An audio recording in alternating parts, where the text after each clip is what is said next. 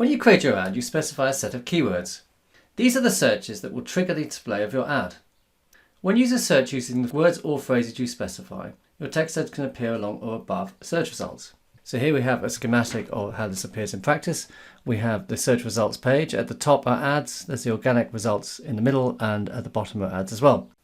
Let's have a quick look at a real-world example on Google. If we do a search for iPhone, we can see at the top we have sponsored ads. This is an ad here, and that's also an ad and a third ad. Then these are the organic results. And again, at the bottom, there's some Google shopping ads. And at the bottom again, there's another ad and another ad for back market. So now let's look at the anatomy of a search ad. Here is an example search ad. There are 5 different components to a text ad. Firstly, there's a little ad or sponsored text, which denotes that this is actually an ad on the Google search results.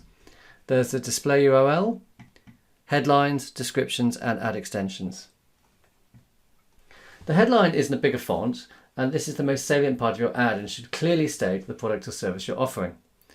It is your ad's first impression to potential customers, so include keywords that people may have entered in their Google search that triggered your ad. It should clearly state the product or service you're offering.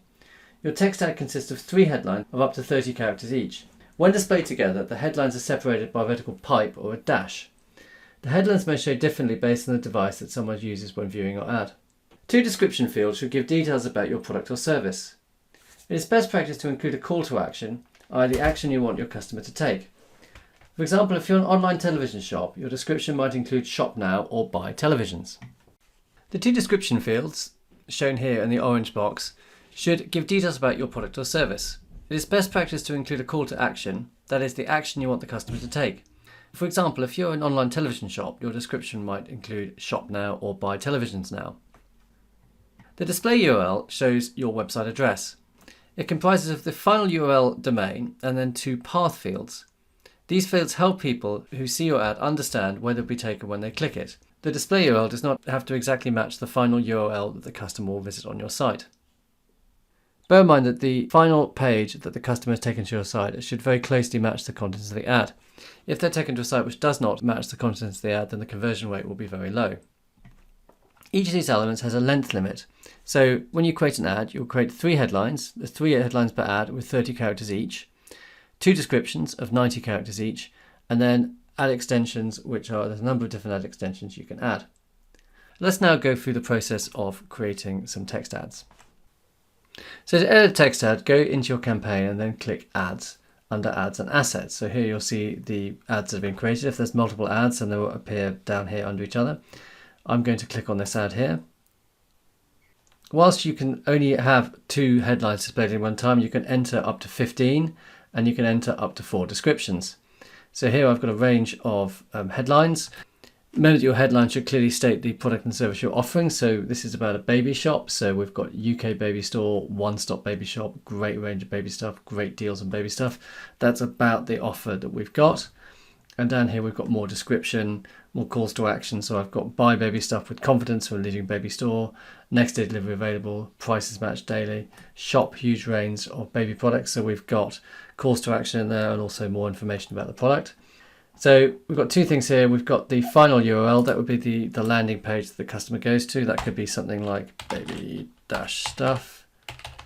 But the display path will be shown differently. And I've got here baby stuff, or this could be baby products. And that's just what is actually shown to the customer. At the bottom is information you can add to this ad, which Google uses to enhance your ad. For example, if it's using this ad on the Google Display Network, it may use images and your business logo. At the bottom also you can define the site links. These are links on your site which appear at the bottom of the ad. If we look here, these are the site links here. So finally, we're going to go through some best practices for search ads. To effectively reach potential customers, your text ad should be specific, relevant, attractive, and include calls to action. You should highlight your unique selling points. This means clearly stating your product, services, or the offers that make you competitive. You should include prices, promotions, and exclusives. So people often search Google to help them make a decision. You should give them all the information they need to make that decision. So you should tell them the offers you have and the prices. So if you can include a price in your ad, that's really good.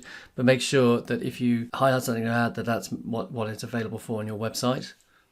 You should include calls to action like purchase, call, shop now, sign up, etc. That encourages people to take an action. Include the keywords which you think people are going to use to find your ads in your ad text, because that'll mean if someone searches on the keyword and they see the keyword in your ad, they're going to be more likely to click on it.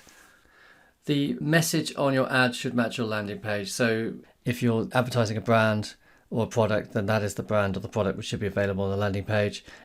Think about mobile customers. People viewing your ads on mobile devices are more likely to want to know your location or to call, and you can increase your click-through rate by showing location-specific information. You can also create mobile-specific ads because ads will be displayed in different formats on mobile. Google has certain editorial standards. So, for example, you can't use unusual capitalization, unclear URLs, or excessive punctuations. You need to make sure that your ads meet the editorial standards. And finally, experiment. You need to create lots of different ads and have them compete against each other. So it's best practice to create 3 or 4 ads for each ad group and then using different content. And then Google will automatically rotate the ad and will show the best performing ads the most.